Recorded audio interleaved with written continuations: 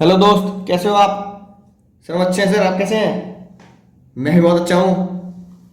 ठीक है, और उम्मीद करता हूँ पूरे दिलो जान से एक ही टारगेट जो हमारी नज़रों के सामने है और वो हमें भेदना ही है 100 में से 100 लाने का। तो उम्मीद है दिलो जान से पढ़ाई चल रही होगी। राइट, केस स्टडीज लिख लिख के देख रहे होंगे। तो पिछले लेक्चर में हमने क्या पढ़ा था सर? डिविजनल स्ट्रक्चर पढ़ा था और फॉर्मल ऑर्गेनाइजेशन के बारे में पढ़ लिया था। हाँ सर, बिल्कुल मजा आ गया था। तो उम्मीद है वो बहुत ढंग से आपको समझ में आ चुका होगा।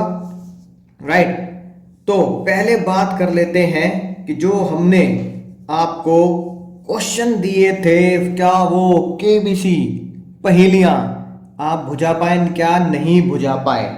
तो सर चेक कर लेते हैं एक बार। तो निकालो अपने नोट्स और गुरु हो जा शुरू। पहला क्वेश्चन क्या था आपकी नजरों के सामने? बहुत ध्यान से देखेंगे, क्या आप इसे सॉल्व कर पाए या नहीं कर पाए। In fashion units following are the functions, ये फंक्शन होते हैं। ठीक है, मार्केटिंग, फाइनेंस और एचआर। कौन सा स्ट्रक्चर आप उसको सजेस्ट करेंगे? फंक्शनल, डिविजनल या कोई भी लगा लो अपनी मर्जी से, कोई टेंशन वाली बात नहीं है। सिर्फ क्या कह रहा है कि एक ही यूनिट है, ठीक है ना, और वो क्या करने के लिए बोल रहे हैं कि बस तीन ही फंक्शंस को डेवलप करेंगे। तो आप समझ चुके हैं ये क्या है, हमारा डिविजनल स्ट्रक्चर है ना। नाराय को लगा लो काटे, ये है फंक्शनल स्ट्रक्चर। डिविजनल तो जब प्रोडक्ट ज्यादा हो जाते हैं तब यूज होता है। मुन्ना माइकल, जानते हो आप इन्हें, लेदर शूज का बिजनेस करते हैं। वो डिसाइड कर रहे हैं कि अब अपने इसी प्रोडक्शन लाइन में जैकेट और बैग भी लेदर के शुरू करेंगे। स्ट्रक्चर बताओ। अब ये लेदर शूज हैं, जैकेट बैग नया डाल रहे हैं, ठीक है ना। तो सर ये तो प्रोडक्ट डबल डबल हो गए, ट्रिपल हो गए, तो डीएस फॉलो होगा। आइए बात समझ में आ चुकी होगी, लगा लो काटे। ठीक है नलायको, ये भी एफएस है। क्यों? क्योंकि प्रोडक्ट लाइन तो लेदर ही है भाई। समझ रहे बात को? समझे कि नहीं समझे? अगला देखो ध्यान से, हिंदुस्तान यूनिलीवर मैन्युफैक्चरिंग सोप। अब देखो सोप अलग हो गया, टेक्सटाइल देखो अलग कपड़ा हो गया, ठीक है। राइट, तो दो अलग बिजनेस कर रहे हैं, सोप का अलग, टेक्सटाइल का अलग, क्लोथ बिजनेस ये सब अलग कर रहे हैं। तो कौन सा स्ट्रक्चर रिक्वायर्ड है? तो यहां आप लिखोगे डिविजनल, ठीक है ना, डिविजनल स्ट्रक्चर। आई बात समझ में आ चुकी हो, क्योंकि यहां पे ऑल टुगेदर बिजनेस का फॉर्म ही बदल गया है। राइट, अगली बात करते हैं, identify and grouping of different activity and making authority and responsibility बना रहे हैं ताकि कंपनी का गोल अचीव हो सके, ठीक है ना। तो बताओ कौन सा फंक्शन, लाइक मैं एफएसडीएस नहीं बोल रहा, वो पूछ रहा है कौन सा फंक्शन होता है जिसमें अथॉरिटी रिस्पॉन्सिबिलिटी बताई जाती है पहले से ही। राइट, तो भैया आप पहले से जानते आए हैं, जब मैंने आपको पहला लेक्चर बताया था तो आपको ये पता लग गया था कि तीन हेनरी फ्योल के प्रिंसिपल फॉलो होते हैं और उनमें से एक ये भी था। तो फंक्शन क्या है सर? टुच्चा क्वेश्चन था ये तो, है ना।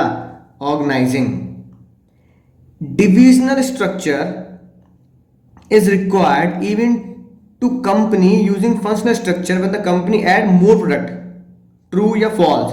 एक प्रोडक्ट है, फिर हम दो या तीन और प्रोडक्ट ऐड कर देते हैं, तब हमें स्विच होना पड़ेगा एफएस से डीएस पर। तो क्या होगा? बिल्कुल सच है, 100% ट्रू। फैंटम कंपनी है, फैंटम, ठीक है ना। राइट, उनका कुछ स्ट्रक्चर ये है, बेबी प्रोडक्ट बना रहे हैं अलग, क्लोथ्स बना रहे हैं, टॉयज बना रहे हैं। तो बताओ उन्हें कौन सा स्ट्रक्चर चाहिएगा? सर ये पूछने वाली बात है सर, इंसल्ट हो रही है। अब तो ऐसे क्वेश्चन आप हमें दे रहे हैं, ठीक है ना, समझ ही चुके हो। कोई बात नहीं, बड़े बड़े देशों में छोटी छोटी बातें सेनोरिटा होती रहती हैं।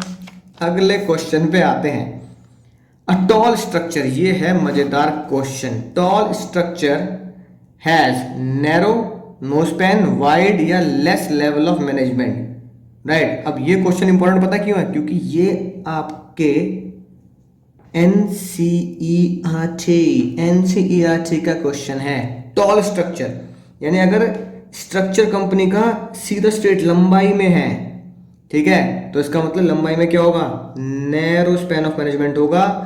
वाइड में तो फिर ऐसे जाता, है ना, स्ट्रेचेबल होता। तो मैंने बात, that means narrow span of management आप समझ चुके हैं, बहुत डिटेल में मैंने आपको स्पैन ऑफ मैनेजमेंट समझाया है। 8 देखो क्या लिखा है, span of management refers to, right, ये तो बताता ना, गलती नहीं होनी चाहिए। नंबर ऑफ मैनेजर्स ना मुन्ना ना, number of subordinate under a superior, number of member in top management, या नन ऑफ अबव। सोच समझ के जवाब दें, है ना, रट्टे लगा लो। ये भी क्वेश्चन तुम्हारा एनसीईआरटी का, स्पैन ऑफ मैनेजमेंट बहुत डिटेल में बताया मैंने तुम्हें। क्या, number of subordinate under superior, कि एक बंदा अपने अंडर कितने लोगों को हैंडल कर सकता है। अगला देखो क्या लिखा है, grouping of activity on basis of product, basis of product के बेस पे आप कुछ कर रहे हो तो बताओ क्या होगा। सोच समझ के जवाब दें सर, बहुत अच्छा क्वेश्चन है। डिविजनल स्ट्रक्चर, राइट, बेकार क्वेश्चन था। Grouping of activity on the basis of functions, अब पता है क्या है, ये लाइन आप एग्जाम में इस टॉपिक के अंदर भी लिख सकते हैं, थ्योरी के अंदर, ये वाली लाइन भी। एक्टिविटी किसके ऊपर बेस्ड हो रही है, फंक्शंस के ऊपर, तो ये बताओ क्या होगा, फंक्शनल स्ट्रक्चर। फंक्शनल स्ट्रक्चर में तो हम एक सिर्फ फंक्शंस पे फोकस करते हैं, डिवीजन हमारे पास होते ही नहीं है, समझ में ना बात। तो प्रोडक्ट के बेस पे डीएस और फंक्शंस के बेस पे एफएस। सर समझ में आ गई बात, कोई दिक्कत वाली बात नहीं है। 11th, fill in the blank, dot dot dot dot refers to network of job positions and authority and responsibility at different level, अलग अलग लेवल पर। बताओ क्या होगा, कौन सा, चलो हिंट देता हूं, एक स्ट्रक्चर है, एफएस या डीएस, क्या होगा। सर एफएस भी लग रहा है, डीएस नालायक को, दोनों ही होते हैं, ठीक है। ये होगा organisational structure. Organisational structure refer to network, अब चाहे वो नेटवर्क एफएस फॉर्म में हो, चाहे वो नेटवर्क डीएस फॉर्म में हो, ठीक है ना। जिससे हमें क्या पता लगता है, किसकी क्या जॉब है, किसकी क्या अथॉरिटी है, किसकी क्या रिस्पॉन्सिबिलिटी है। तो याद आ गया ना, नेटवर्क मतलब स्ट्रक्चर, ऊपर मैनेजर, नीचे एम्प्लॉय 1 एम्प्लॉय 2, है ना, इस तरीके से। तक उनकी अथॉरिटी रिस्पॉन्सिबिलिटी हमें पता लग जाती है अलग अलग लेवल पर, टॉप लेवल, मिडिल लेवल और लोअर लेवल पर। तो वो चाहे एफएस हो चाहे डीएस हो, उससे क्या फर्क पड़ता है। तो अगर दोनों को लिखना है तो क्या लिखेंगे हम, ऑर्गेनाइजेशनल स्ट्रक्चर। 12 देखो, रिलेशनशिप, है ना, which relationship is shown by organisational structure, कौन सा रिलेशन शो होता है, सुपीरियर सबऑर्डिनेट, पीर, पीर मतलब समझते हो ना, बराबर। जैसे प्रोडक्शन मैनेजर फाइनेंस मैनेजर से बात कर रहा है, फाइनेंस मैनेजर मार्केटिंग मैनेजर से बात कर रहा है, तो वो बराबर का दर्जा होगा, तो बराबर वाले को बोलते हैं पीर, ठीक है। बोथ या नन, तो भैया ऑर्गेनाइजेशन स्ट्रक्चर में तो हायरार्की बनती है ना, स्केलर चेन बनता है, तो स्केलर चेन सुपीरियर सबऑर्डिनेट तो बताता है, ए के नीचे बी है, बी के नीचे सी है, तो सुपीरियर ए हो गया, फिर सबऑर्डिनेट बी हो गया, बी का सबऑर्डिनेट सी हो गया, तो वो क्या दिखाता है, सुपीरियर एंड सबऑर्डिनेट रिलेशन। समझ गए सर, मजा आ गया। Promote specialisation in particular function is advantage of functional structure. बताओ, एक ही चीज में स्पेशलिस्ट हो जाते हैं, प्रोडक्ट में नहीं, एक ही चीज में मतलब उस फंक्शन में स्पेशलिस्ट हो जाते हैं, यानी फाइनेंस वाले फाइनेंस में स्पेशलिस्ट होता है, यही एक फायदा है फंक्शनल स्ट्रक्चर का। तो अपने एडवांटेजेस पढ़े होंगे ना, तो नलायको एडवांटेज में जाके देखोगे तो क्या लिखा है, true, dot dot dot dot is suitable for high degree of specialisation. अगर हाई डिग्री ऑफ स्पेशलाइजेशन चाहिए कि हम बिल्कुल क्या हो जाए, स्पेशलिस्ट हो जाए, है कि नहीं बात, अपने काम में, तो क्या फॉलो करना पड़ेगा हमें, फंक्शनल स्ट्रक्चर। आई होप बात समझ में आ चुकी होगी जानदार शानदार तरीके से। अगला क्वेश्चन है बहुत ही मजेदार, एक तीर से 9 शिकार। वाह सर वाह, ये तो बहुत ही शायरी बन गई। अगला क्वेश्चन बहुत मजेदार, एक तीर से कितने शिकार, 9 शिकार। अब बताओ, एक करके बताएंगे, सिर्फ तुम्हें बताना है एफएस या डीएस है, ठीक है ना। All related activities are group in one department. एक जैसी एक्टिविटी हम एक जैसे डिपार्टमेंट में डाल देते हैं तो क्या होगा, सर एक जैसी एक्टिविटी एक ही डिपार्टमेंट में डाल रहे हैं तो इसका मतलब हम उसको फंक्शन बना रहे हैं, तो यहां पे अब क्या करेंगे, functional structure. Training is easy as employ have to train in only limited skills. तो ट्रेनिंग इजी होगी क्योंकि एक ही फंक्शन में जाके वो काम करना शुरू कर देगा। जैसे मैंने आपको एग्जांपल दिया था कि अगर कोई बंदा फाइनेंस में एमबीए करके आया तो फाइनेंस डिपार्टमेंट में उसको ट्रेनिंग देना आसान हो जाता है क्योंकि वो एक जैसे लोग हैं। A separate department is created for each major product. Separate department product के हिसाब से, सर ये लानत है क्वेश्चन पे sir. DS, it avoid duplication of effort and resources. क्या होगा? डुप्लीकेशन ऑफ एफर्ट नहीं होता, ये एडवांटेज है एफएस का। Every department operate as multi functional unit. Multi functional यानी अगर फाइनेंस डिपार्टमेंट है तो 2-3 बना रहे हैं, तो बताओ किसमें 2-3 बनते हैं? जब प्रोडक्ट ही 2-3 हो जाते हैं तो हमारा ये क्या होगा? डीएस। ठीक है। All jobs related to production are grouped in production department. बताओ क्या होगा? प्रोडक्शन का काम प्रोडक्शन डिपार्टमेंट में ही डाल दिया जाता है, तो ये एफएस। समझ में आ गई बात? समझ आ रहा है बिल्कुल। It is suitable when large variety of product is manufactured using different method. क्या होगा? वेराइटी ऑफ प्रोडक्ट बना रहे हैं, यानी कि हमारा प्रोडक्ट ही वेरिएंट कर रहा है, तो डीएस। हाँ सर समझ गए। It is difficult to hold a particular department accountable. ठीक है ना? In case of organisation goal is not achieve, तो एक डिपार्टमेंट को आप है ना दोषी नहीं ठहरा सकते, तो ये क्या हुआ? Functional structure. Right. Each division, division आगे पढ़ने की जरूरत नहीं है। ठीक है, सबको अपने प्रॉफिट की चिंता है, तो डिविजनल स्ट्रक्चर ये मैं आपको बता ही चुका हूं। अगर बात समझ में आ चुकी होगी बहुत शानदार जानदार तरीके से। अगला क्वेश्चन देखो, बहुत ही शानदार, बहुत ही शानदार। कई बच्चों को लगता है सर ये आउट ऑफ कोर्स है और आपके एग्जाम में आ चुका है। बिल्कुल प्रैक्टिकल है, आउट ऑफ कोर्स नहीं, आपको सिर्फ अपने अंडरस्टैंडिंग से देना होता है इसका आंसर। ठीक है। क्वेश्चन कह रहा है रियल लाइफ एग्जांपल बता दीजिए डिविजनल स्ट्रक्चर के। राइट। जैसे कि हिंट देता हूं, जैसे कि पतंजलि है। ठीक है।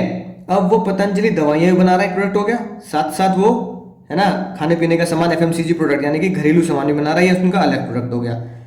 समझ में आई ना बात? ऐसे ही रिलायंस है, रिलायंस क्या बना रहा है? जियो है अलग, पेट्रोलियम है अलग, रिलायंस पावर अलग है। ऐसी रियल लाइफ एग्जांपल बताओ और साथ साथ क्या बताओ? प्रोडक्ट भी बताने पड़ेंगे। खतरनाक बात यह है, तो जिसे बच्चा आउट ऑफ कोर्स कहते थे, ये one of the favourite question है, प्रैक्टिकली आपका दिमाग डेवलप करता है। तो देखो मैं एग्जांपल देता हूं, एचयूएल का लेते हैं। चलो, हिंदुस्तान यूनिलीवर, शॉर्ट में क्या लिख रहा हूं? एचयूएल। ठीक है। तो एग्जाम में क्या लिखोगे? ये हेडिंग डाल दी, real life example of division structure product is given as HUL products division. ठीक है। और प्रेजेंटेशन आपको पता ही है, हर बार मैं आपको बताता हूँ प्रेजेंटेशन कैसे करनी है। राइट। फिर बढ़िया बढ़िया तरीके से इस तरीके से टेबल फॉर्म में बनाएंगे। पहला होम केयर। ठीक है जी। दूसरा हमें 4 बताना है डिपार्टमेंट, पर्सनल केयर। तीसरा फूड डिवीजन। ठीक है, लिखते हैं ना साथ साथ, पर्सनल केयर, फूड डिवीजन। और चौथा हम ले लेते हैं मिसलेनियस, लिख दो या अदर्स लिख दो, एक ही बात है ना, मिसलेनियस भी लिख सकते हो आप। राइट। होम केयर में क्या क्या आता है? होम केयर में आगे जैसे आप नहाते हैं साबुन से, ठीक है, और फिर बाल धोते हैं डिटर्जेंट पाउडर से, ठीक है, डिटर्जेंट पाउडर से। राइट, समझ गए ना? चलो कोई बात नहीं है ना। फिर उसके बाद अपना चेहरा साफ करते हैं स्क्रब से, ठीक है, एटसेट्रा। पर्सनल केयर में क्या आता है? पर्सनल केयर में आ जाएगा स्किन प्रोडक्ट्स, ठीक है, राइट। हेयर केयर, जेल वगैरह है ना, सेट वेट है ना, हेयर केयर। उसके बाद डीओ, डीओ दन दनादन, क्या चल रहा है? फॉग चल रहा है ना, इस तरीके से ना। कॉस्मेटिक, तो ये सब किस में आ गए? चमचमाने के लिए, चेहरा चमकाने के लिए, तो ये आ गया हमारा पर्सनल केयर। फूड में देखो क्या देते हैं वो, फूड में एक्चुअली, राइट, आइसक्रीम्स आती हैं, जूस भी आते हैं, राइट, इस तरीके से। अदर में क्या क्या जाएगा? अदर में आ गए भैया उनके केमिकल्स, सीड, जो एग्रीकल्चर इंडस्ट्री हो गई है ना, या फिर आप कह दो प्लांटेशन, राइट, एटसेट्रा। ऐसे ही आप किसी भी कंपनी का product division with product, right, Google पे सर्च कर सकते हैं। इसके अलावा वो एग्जाम्पल भी आप ले सकते हैं, है ना। उम्मीद है क्वेश्चन बहुत अच्छे समझ में आया होगा। एग्जाम में कैसे लिखना ये बात समझ में आ चुकी होगी।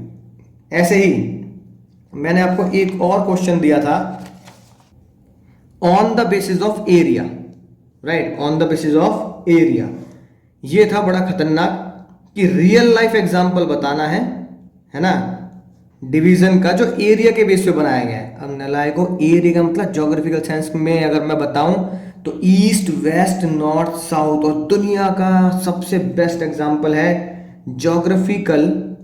Geographical division is followed by Indian railway. क्या लिखोगे? Indian railways. कैसे इंडियन रेलवे? कैसे भैया, इंडियन रेलवे सबसे पहला डिवीजन क्या है उनका? Northern railway. याद आ गया? नॉर्दर्न रेलवे यानी कि जो हमारे घर के आसपास है वो क्या है? Northern railway, right. उरे सर, उरे मतलब उत्तर रेलवे, है ना, प्यार से उरे। हो सकता है तुम्हारे घर के आसपास क्या पड़ता हो? Southern railway. लिखते जाना, साउदर्न रेलवेज, राइट। फिर एमपी के बच्चे जो मुझे सुन रहे हैं, है ना, उनको क्या पता क्या पड़ता है? Central railway. अरे सर हाँ, समझे ना बात, राइट। ऐसे ही ईस्टर्न रेलवे, और ऐसे ही आता है वेस्टर्न रेलवे। तो Indian railway is the best example of geographical division of product. Northern railway, southern railway, central railway, eastern railways और वेस्टर्न रेलवेज। और ये बात आपको बहुत शानदार जानदार तरीके से समझ में आ चुकी होगी। ये बहुत ही जबरदस्त क्वेश्चंस मैंने आपको दिए थे। इसके अलावा मैंने आपसे कहा था कि क्वेश्चन नंबर 8, 13, 16 और 18 आपको करना है, और उम्मीद है आपने बहुत सही तरीके से लिख कर उन्हें किया भी होगा। तो दोस्त देखते हैं पहला क्वेश्चन नंबर 8 क्या बोलता है कि किरण इंडस्ट्रीज, राइट, फर्नीचर्स बनाते हैं, ठीक है जी बात, और डाइवर्सिफाई प्रोडक्ट देते हैं ताकि वो ग्रोथ कर सके, increasing market share, right, market share बढ़ा सके। As a project was important, many alternative was generate for the purpose and were thoroughly discuss among the member of the organisation. After evaluation, है ना, MD of the company ने क्या decide किया? They should add home interiors and furnishings a new line of business activity. ठीक है, समझ में आई ना बात, राइट। तो आपको क्या बताना है? फ्रेमवर्क बताना है कौन सा आप एडॉप्ट करेंगे, यानी कि इसका मतलब यहाँ कौन सा स्ट्रक्चर पूछ रहा है, वो एफएस या डीएस में से कोई भी चीज पूछ रहा है, राइट। अब बताओ कौन सा उन्हें आप सजेस्ट करेंगे, ठीक है ना। पहले से कंपनी किस में डील कर रही है? ऑफिस फर्नीचर में। कंपनी ने क्या किया? Diversified operation to improve its growth. अब वो क्या बना रहे हैं? ठीक है, होम इंटीरियर एंड फर्निशिंग्स, यानी कि होम इंटीरियर डिजाइनिंग कर रहे हैं। तो इसका मतलब क्या होगा? डिविजनल स्ट्रक्चर, क्योंकि वो डिफरेंट पैटर्न पर चले गए हैं, होम इंटीरियर्स पे चले गए हैं। समझ में आ गया ना बात। रीजन क्या है? इट लीड टू, एफएस की जगह डीएस क्यों बताएंगे हम? तो रीजन क्या लिखना एग्जाम में? It leads to faster decision making, promote flexibility and initiative, because each division, है ना, अपने आप में अलग ऑटोनोमस सेपरेट काम करता है। फिर क्या है? टू लिमिटेशन कौन सी आपको बताई है? लिमिटेशंस आप लिख सकते हैं, याद आ गया होगा, ठीक है ना, राइट। कोई भी 2 लिमिटेशंस आप लिख सकते हैं। अब देखो एग्जाम में कैसे दिखाएंगे? एग्जाम में ऐसे दिखाएंगे प्रेजेंटेशन को ताकि आप लिख के आ सकें 100 में से 100 की तरफ। क्या लिखा है? हमेशा की तरह आंसर नंबर ए, क्वेश्चन बीच में आएगा, आंसर नंबर ए आएगा ये, ठीक है। 2 लिमिटेशन ऐसी, जो बस एक बात ध्यान रखना, जो आप हेडिंग लिखेंगे वो हेडिंग आप हमेशा किस में लिखेंगे? ब्लॉक लेटर्स में लिखेंगे, यानी कैपिटल लेटर में लिखेंगे, राइट। और इसके अंदर आप जो भी एक्सप्लेनेशन देंगे विद कार्टून प्रेजेंटेशन, तो एक्सप्लेनेशन में भी जो कीवर्ड है उसको क्या कर देना है? जिस पेन से लिख रहे हैं उसी पेन से अंडरलाइन कर देना है। समझ में ना बात? तो ये बात समझ में आ चुकी होगी। तो क्वेश्चन नंबर 8, है ना, हमारा सॉल्व हो चुका है। फिर हमने दिया था क्वेश्चन नंबर 13, बच्चे वाला क्वेश्चन है sir, high degree of specialisation, ये तो मैंने आपको किस में दे दिया, एमसीक्यू में दे दिया। हाई डिग्री स्पेशलाइजेशन में क्या चाहिए होता है, फंक्शनल स्ट्रक्चर है, तो अच्छा क्वेश्चन है। राइट, आगे बढ़िए सर, टाइम वेस्ट करने का टाइम ही नहीं है। अब देखो क्या लिखा है, right, after completion the course in travel and tourism Karan started his own travel agency. ठीक है जी, अपनी एजेंसी खुद खोल ली भाई साहब ने। स्मूथ फंक्शनिंग ऑफ बिजनेस के उन्होंने क्या किया, 14 भैया 14 जॉब पोजीशन निकाली, 4 डिपार्टमेंट भी बनाए। ठीक है, उसके बाद वो क्या कह रहे हैं, front office department include online query, यही होता है ना, कस्टमर से देखरेख करना, रेलवेज और रोडवेज की बुकिंग करना, एकोमोडेशन बुकिंग, सिक्योरिटी पेमेंट है ना। अगर कॉन्फ्लिक्ट ना हो इसके लिए उन्होंने क्या किया, clear line of authority and responsibility को डेवलप कर दिया। ठीक है, अब बताओ विच फंक्शन, अब वो क्या पूछ रहा है, वो आपसे फंक्शन पूछ रहा है, स्ट्रक्चर नहीं पूछ रहा। कई बार बच्चे बहती गंगा में हाथ धो लेते हैं, उन्हें लगता है फंक्शन का मतलब एफएस लिख दो, डीएस लिख दो। भैया फंक्शन का मतलब है planning, organising, target, writing, controlling में से एक। ठीक है, और मैं आपको कई बार ट्रिक बता चुका हूं, ऑर्गेनाइजिंग को कैसे पहचानना होता है, जहां भी डिपार्टमेंट वर्ड लिखा आ जाए इसका मतलब वो आपको किसकी तरफ इशारा कर रहा है, ऑर्गेनाइजिंग की तरफ इशारा कर रहा है। ठीक है ना। अब वो कह रहा है identify the framework created by करण within which all manager and operating task are to perform in his organisation. ठीक है ना, राइट। अब क्वेश्चन देखो ध्यान से क्या कह रहा है, वो कह रहा है आइडेंटिफाई द फ्रेमवर्क क्रिएटेड। ठीक है, तो उसने क्या बनाया है भाई, डिपार्टमेंट अलग अलग बना दिए। ठीक है, तो उसका मतलब क्या है, क्या बना रहा है, ऑर्गेनाइजेशन स्ट्रक्चर वो क्रिएट कर रहा है। ठीक है, अभी तो फ्रेमवर्क कह रहा है, जो तुम्हारे दिमाग में चल रहा है ना नलायक, वो तीसरा क्वेश्चन है, उस फ्रेमवर्क का टाइप बताओ, टाइप। तो भैया टाइप में तुम लिखोगे जो तुम्हारे दिमाग में सेकंड क्वेश्चन का आंसर चल रहा था, फंक्शनल स्ट्रक्चर, क्योंकि प्रोडक्ट तो एक ही है ना, टूर एंड ट्रैवल। तो फंक्शनल स्ट्रक्चर लिखेंगे, उसमें 4 डिपार्टमेंट में बांटा है, इस तरीके से पूरी बात लिख के आएंगे। ठीक है, फिर से वही कहानी है, एक राजा और एक रानी है। राइट, इस तरह की प्रेजेंटेशन पे क्वेश्चन नंबर 13 आंसर ए ये कर दिया, आंसर बी में हमने ये बता दिया, और आंसर सी में इस तरीके से बता दिया। ठीक है, बढ़िया बढ़िया, मतलब डिश जो है ना हमारी जब परोसी जाए तो भैया खाने के साथ साथ दिखने में भी बहुत शानदार होनी चाहिए। अगला इंपॉर्टेंट क्वेश्चन देखो, राइट, सीधा क्वेश्चन पे ही कूद जाते हैं। क्या लिखा है, in the context of the above case how is company future organisation structure like different from existing one.